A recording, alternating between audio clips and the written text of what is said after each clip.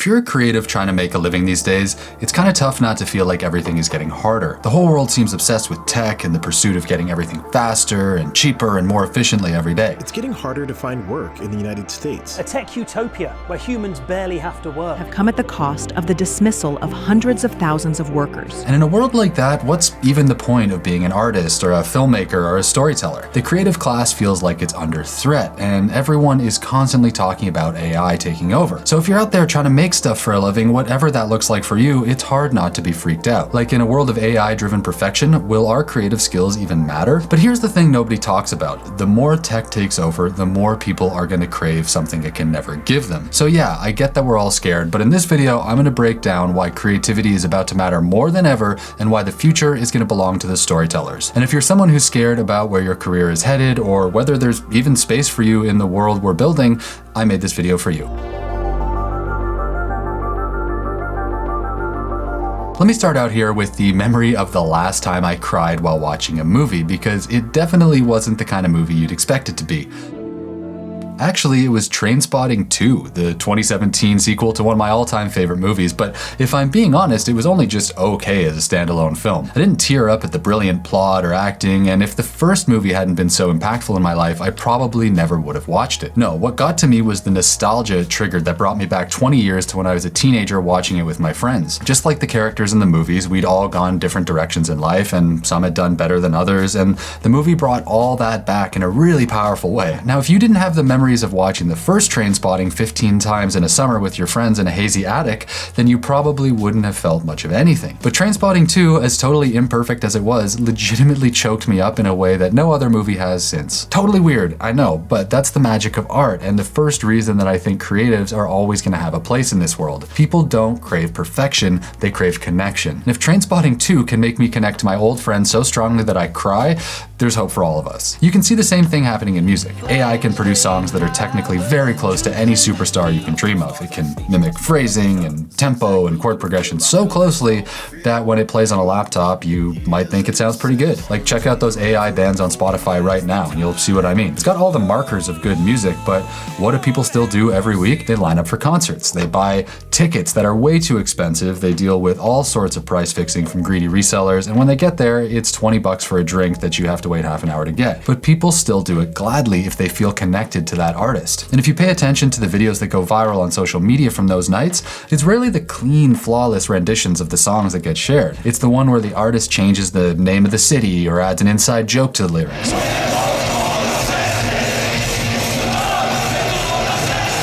Or that random interaction with someone in the crowd, like when that kid got to play guitar with the Foo Fighters and was world famous for a couple of days. These imperfections, if you want to call them that, are proof of having a real life experience, and we value them because they make us feel part of something that happened once and won't ever happen exactly that way again. The music is good, but the moment and the connection you feel to the others who share that moment with you, that's what really stands out as a memory. If the future is an endless conveyor belt of perfect computer-generated singles, the scarce thing will be the messy ones that proves there was a person behind it. But even though I believe all this to be true, I can still freak myself out if I think too deeply about where our current tech-driven world is going. As creepy as that may be. So I try to remind myself that we've been here before. When photography was invented, it took about 2 seconds for people to start declaring that painting was dead forever. And there's no pretending it didn't seriously change things, because why would you hire, I don't know, a portraitist to spend 4 days on your painting when you could get a family photo done in a few minutes? There was probably a bunch of people who owned portrait painting businesses who had a hard choice to make back then. You either get so good at painting that people will keep paying you no matter what just for the privilege of owning something uniquely human made by you, or you shift your business model to keep up with the times. And that's kind of exactly what's happening now in film. We just like to think that we're always living through something that's never happened before. Now, the big difference with the tech we're talking about today and the world-changing inventions of the past, like, I don't know, the printing press or the light bulb or something, it's that what's happening now is impacting so many industries at the same time. AI is accelerating a structural shift in the US labor market. The scale and scope of these changes is going to impact more people over a shorter period of time than potentially anything else that's ever been invented. But since no one really knows what's going to happen, no matter what they say on the internet, the best thing we can do is just look at what's already happened before. Like, if we go back to the painters, some of those people were so dedicated and so talented that it didn't matter what happened to the portrait market, they'd still be getting high-priced commissions no matter what. Now, others may be people who love painting but weren't so obsessed with being the greatest portrait artists of all time, they started looking for new opportunities, which led to Impressionism and Surrealism and all sorts of mind-blowing things that only existed because of their opposition to the disruptive tech. Yes,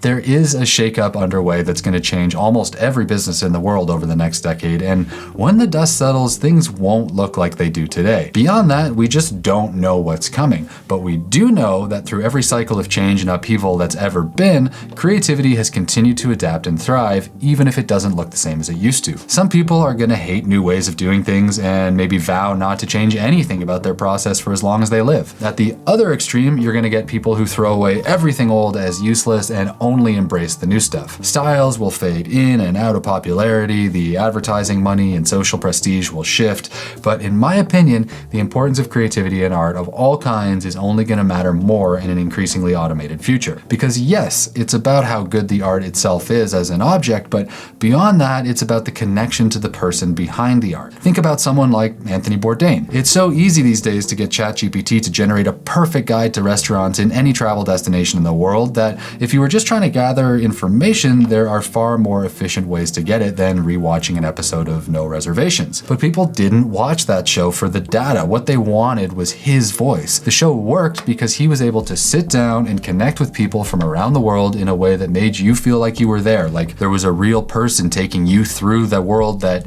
you would actually like to have a beer with. The information was secondary to the connection, and if you're someone making stuff for other people, that should be reassuring. Your audience, no matter what kind of thing you're creating, just doesn't want to know what you're making, they want to know who you are at the same time. And as cheap generated content starts to clog everything up, that connection is only going to be more important when it comes to breaking through all the noise. It's happening in film right now. There are so many technically incredible films coming out these days, and even the biggest Marvel bomb has a level of visual quality that the classic movies I grew up on could never match. But even though those kinds of movies might be great vehicles for making money, they rarely move us. Unless you're 10 or a super fan, then you just do you. Compare that to a scrappy indie movie like The Florida Project or something, where that final scene was shot on an iPhone and it's insanely rough in terms of raw image quality, but it actually makes you feel something, and that's why I'll now watch anything Sean Baker makes, but I couldn't care less about Aquaman 3 or whatever. Now, I do realize that nearly all art is commerce at the end of the day, and that those big movies make way more money than any of the indie darlings that won Oscars last year. But then I think about how quickly I got bored of the whole Marvel thing, no matter how much money they spend on making it perfect.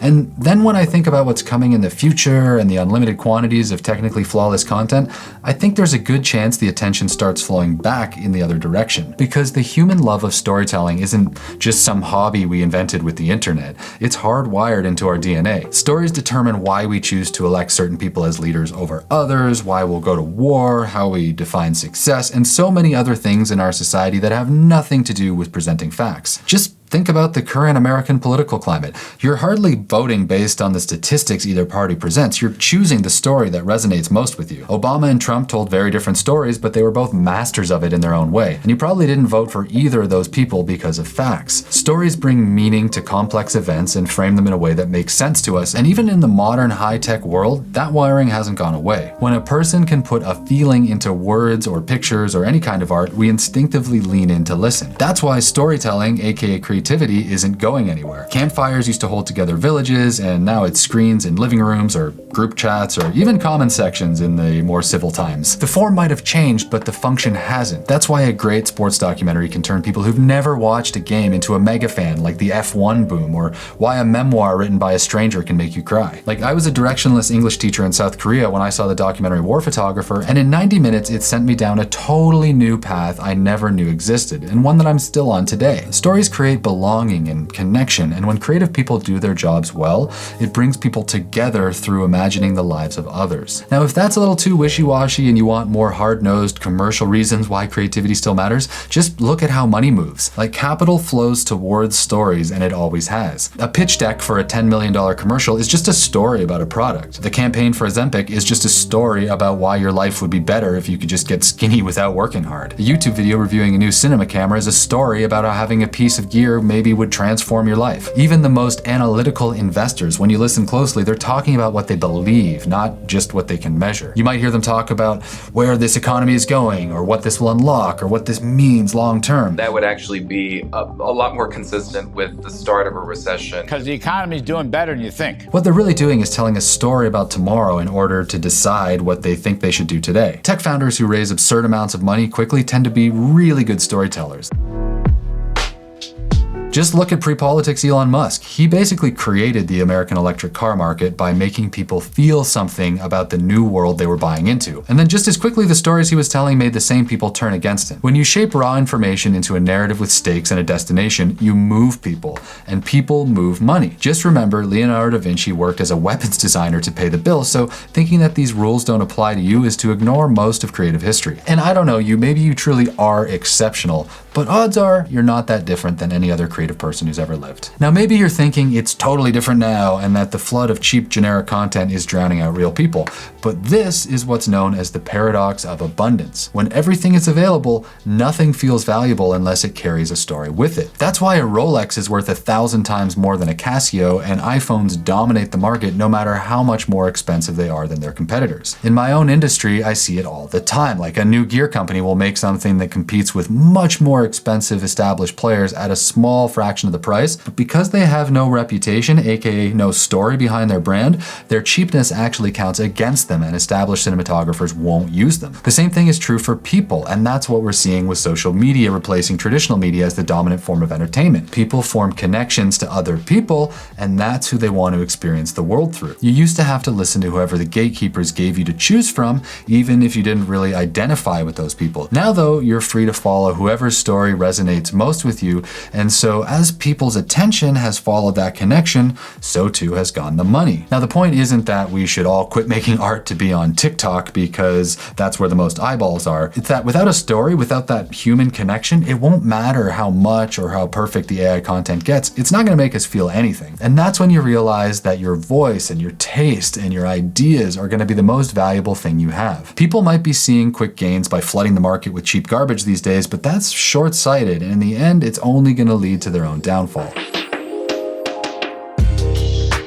Now let's circle back to where this whole conversation started in the first place, the fear of creative irrelevance in a world that prizes efficiency over everything else. Like we said, efficiency might lead to good quarterly earnings reports for a few years, but that kind of art won't be able to connect with people long term, and they're going to lose interest fast. Compare that to something like Game of Thrones or Ted Lasso during COVID, or the other things that came out of nowhere to capture everyone's attention with their originality. AI-generated material just doesn't elicit those reactions from people. It can speed up the boring parts of the process so you can spend more time on making emotional stuff. It can help you iterate and test and explore, or it can make room for you to go outside and take a walk that leads to you thinking of an ending you didn't know you were looking for. And it's also going to put a lot of people in technical roles out of a job, but it's not going to kill creativity. If anything, it's going to make it even more important. So where does all this leave us? Well, in my opinion, it's pretty simple. The more technology floods us with technically perfect content, the more real value concentrates in the few things technology can't fake. Lived experiences, unique points of view, emotional risks, and building a relationship with an audience. The more generically perfect things get, the more people are interested in what you specifically have to say. So if you've been sitting on the sidelines because you're scared what you make doesn't matter anymore, please think again. Creativity and new ideas are going to be the currency of the future, and in my opinion anyways, it's the people who are making things in public who are going to stand out from the noise. So don't wait for the landscape to stabilize, because it's not going to.